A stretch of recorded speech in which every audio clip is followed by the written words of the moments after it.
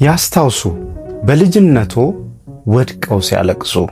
በዚያ ቅጽበት እርሷ ለእርሱ ያዘነችበትን ፊት፣ ያንን የድንጋጤ ስሜት።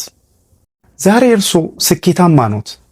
ያ ሁሉ ግን የእርሷ የድካም ፍሬ ነው።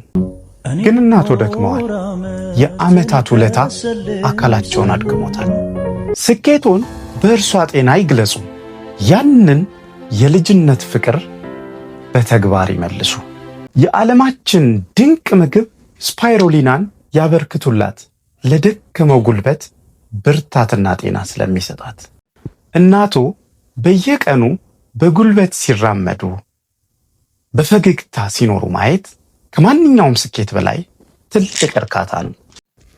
አሁኑኑ ይደውሉና የእናትነትን ፍቅር የሚመጥን የጤናን ጥቅል ስፓይሮሊናን ያገኙ። እኛ ደግሞ እስካላችሁበት ድረስ ለእናታችሁ ፍቅር እናደርሳለን። ሰላም ሁኑ።